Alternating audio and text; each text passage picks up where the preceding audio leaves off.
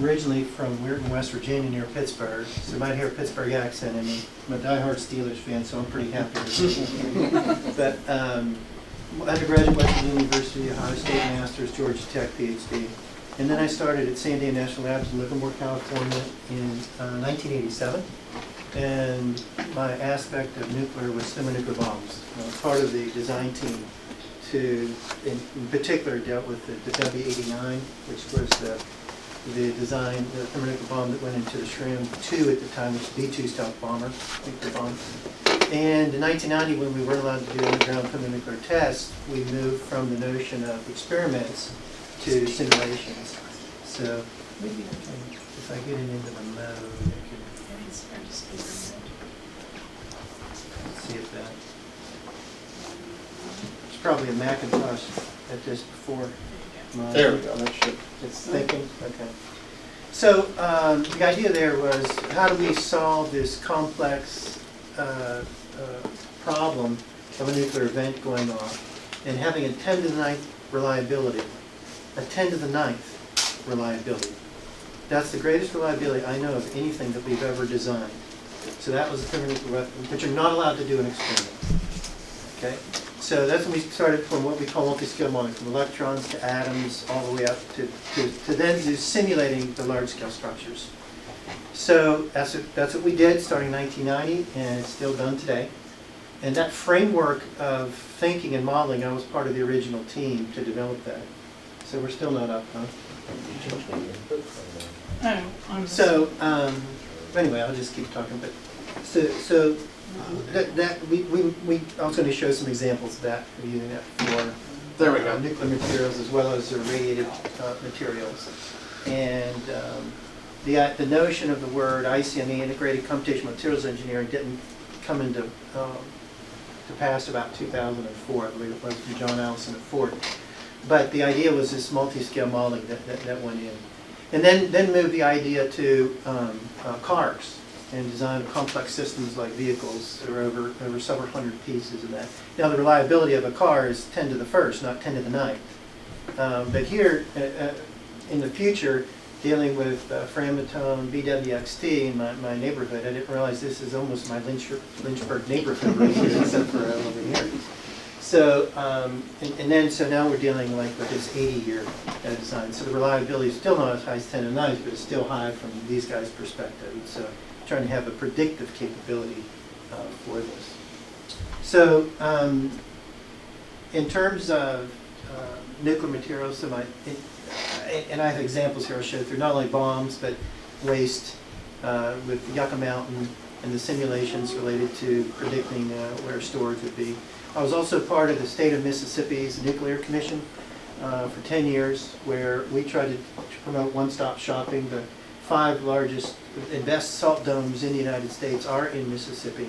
But in 1971, there was a law stated that because of radiophobia, that basically no nuclear materials in Mississippi, and we changed that in 2009 under Haley Barber's leadership.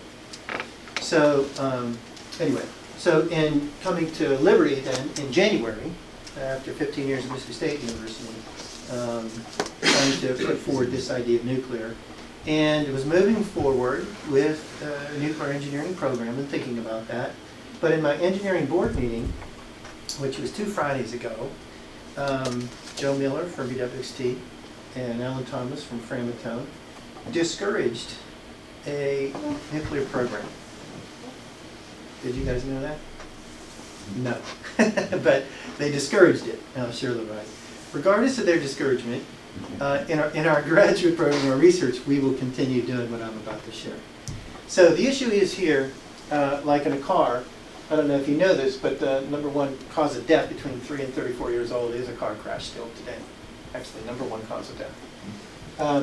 But in the end, if you're worried about what the requirements are, whether it's a nuclear bomb, a car, or an 80-year life on a nuclear plant, and the requirements come down this way into how something is made. And then the requirements we do, we downscale the requirements all the way down to the electronics level. So once you have all those definitions and those bridges of information defined, then now you can do the cause and effect relations and upscale to finally then get the results you want in the end. Once this is in place, then you can reverse engineer and do all kind of things. Like for example, here in this simulation, well, I guess this is not moving, but here's one of the Earth to show you a high performance computing simulation. That's what we're really focused on. That's actually a subduction event, and this is the first simulation ever shown of the grain size effects happening inside the Earth's history. Again, just trying to show that these tools are used whether a polymer is being extended. I guess it has to do with the system here. It's not showing this information. So the idea here is using multi-scale modeling. And at this macro scale, we have this ISV, internal state variable. What that does, that allows the history effects to be garnered. And my point is, you can't predict the future unless you capture the historic past. Most modeling frameworks and all these codes don't capture the history. But we do. And not only capturing the history, all these length scales of features go into the modeling framework, so we're able to simulate that. Once you have those codes in place, and those models in place, and Derek Gaston from INL, by the way, developed the code Moose that some of you may be aware of. Derek was my PhD student for a while, and the idea was to put this kind of framework into Moose, just to give you an idea. So then we can't do the macro scale experiments, so then we try to do the different experiments at different length scales to put the structure property relations embedded into the type of model. Once you have that answer, and you're trying to get this 10 to the 9th probability answer, you have the model experiments. Now, you can design or redesign or do analysis, whether it's materials, topology of a component, shape, or anything like that. And again, we're talking about very high reliabilities. To include the reliabilities, you need to understand uncertainties. There's ignorance, there's knowledgeable ignorance, right? There's things you don't know that you don't know. But there are things that you know you don't know. And trying to quantify, quote unquote, quantify now these uncertainties is very key to get these enormous reliabilities in anything nuclear. Okay? And there's always this fear, and you know the statement, and you guys have probably heard this over, that nobody believes in analysis except the analyst. But everybody believes the experiment except the experimentalist. Right? You know why? Why doesn't the experimentalist believe his own answers or her own answers? Because they know about the uncertainties that are in the data. But any of us just see it, right? Okay. Now, so what we're also doing then, once we have this modeling experiments and this design framework, then we have a cyber infrastructure for memory. So knowledge capture. And so there's all these tutorials and all these kind of things that I laid out. There's a wiki-based thing and all these different length scales now showing students and anybody else out there that wants to learn how to run these computational tools. And there's about 1,000 hits a day now in this. Nuclear is not as strong here. And the idea was in the 80s when I first started this, it was focusing on mechanical things. In the 90s, we added the damage and the temperature. And then we went to adding fatigue and castings and extrusion.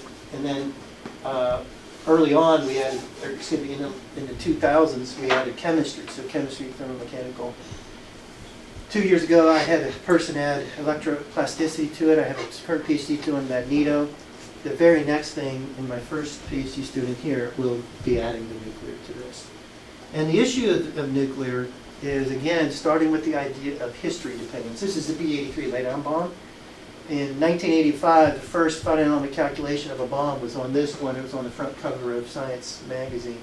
And it was our model that captured the history effects. This is what we call a stress-strain curve. It's material behavior. So if you just squashed stainless steel, it would look like this at 20 degrees C. If you squashed it at 800 C, it would look like this. The question is, if it was at 30% strain, what would the stress be?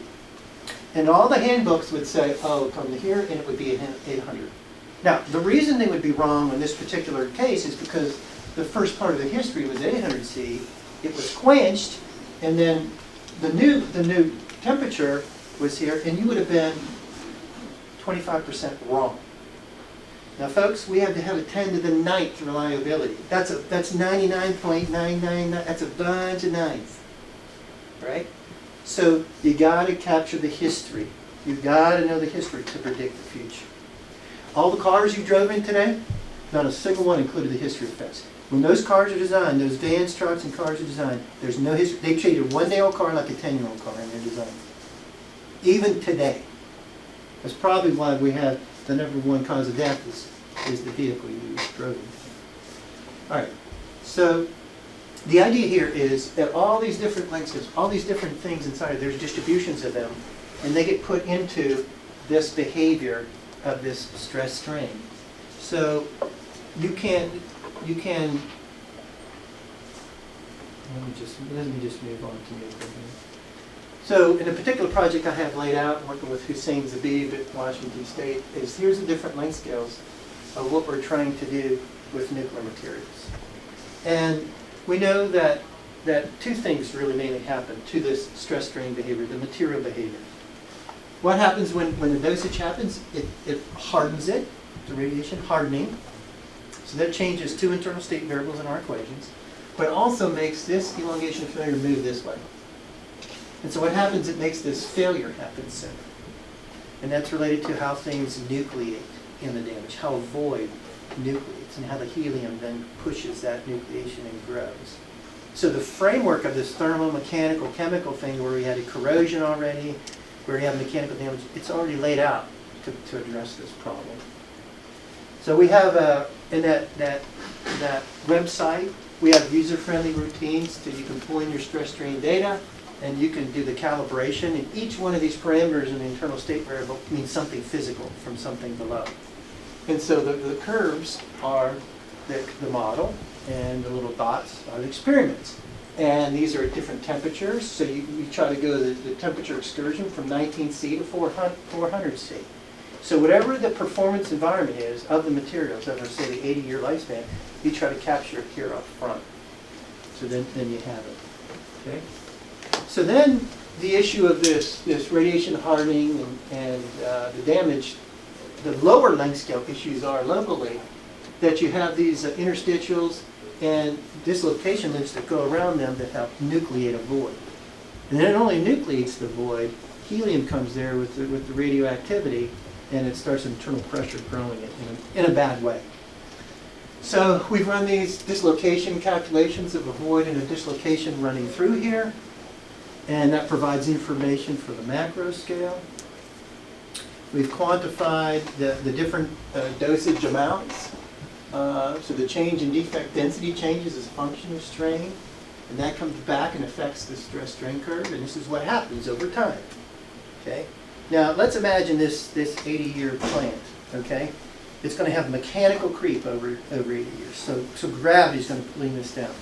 It has a chemistry environment because there's water involved, and that water is going to have a chemo effect to it. Okay? And there's going to be diffusion of hydrogen in it. That's going to be affected. We're going to have thermal cycles, because every 3 months or every 4 months, whatever is going to be happening with the temperature effects. So we have this, and of course, the dosage. So you have this multi-physics, complicated thing that now you have to predict. To my knowledge, there's not a single experiment that has added the mechanical, thermal, chemical, and nuclear in one test of one single specimen yet to calibrate this thing.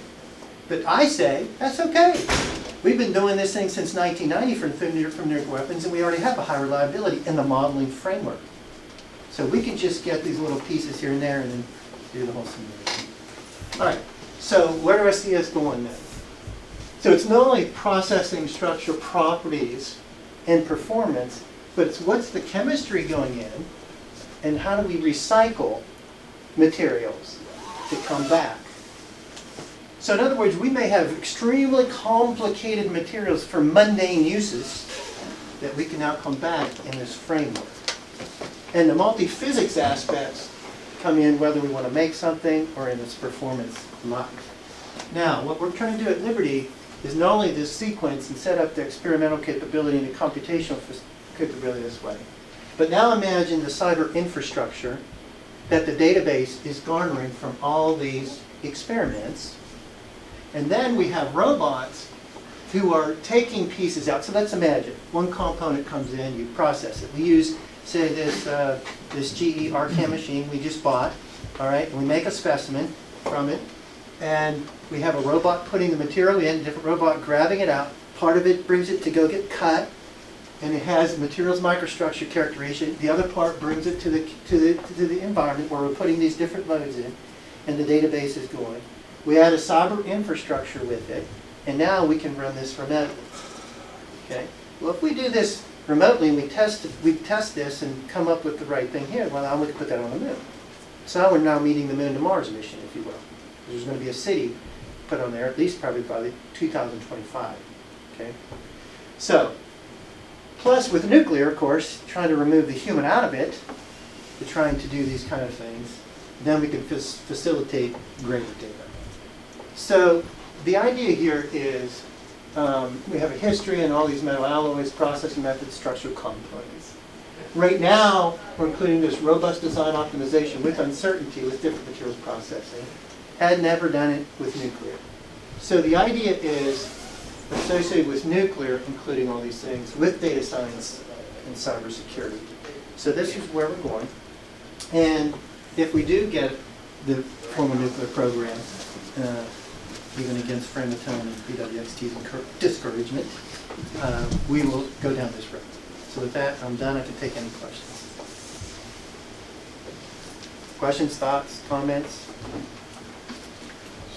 We all right? Yes, sir. So the assumption is you know the history of the materials, which means that you believe the guy who was supposed to do what he did 30 years ago. Yes, yes. And just from What are you your gonna do question, about that? there's some uncertainty in believing that, right? Yeah, exactly. Right.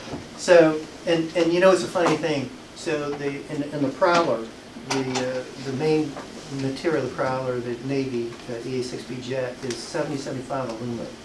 Alcoa always made that from the very beginning. So in 2005, they're doing a prognosis. That Prowler has lived its 30 years. How much more life has it lived? So we're using this modeling framework to predict life, to do a prognosis.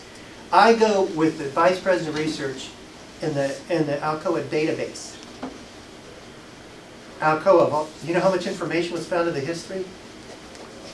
Almost zero. So we had to start from now. So the idea is, the paradigm of this modeling framework most people don't have. So they didn't experiment with this paradigm. So start with the paradigm now, get as much information. So we're building a database. So right now I have 75 different metal alloys that are already filled in this framework.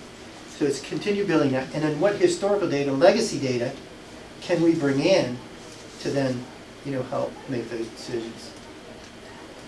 That's current state. Good question, thank you. So when you launch a new nuclear program, what's the first accreditation cycle? How does that work? Good question. So we're under in engineering, we're under ABET accreditation. It's an every 5-year thing. So from the time we start, we basically have 5 years, but is what we aim for. They don't want you to really go through it until you graduate at least one person. Okay, so it's not like an initial. No, it's when you graduate that first person, then they're ready to allow the accreditation to happen. And at Liberty, we have computer engineering accredited, electrical, mechanical, what's the other, industrial and civil engineering. We just started civil this last year, and so trying to start these next things going in this field. So, good question. What else? Okay. I think I'm done.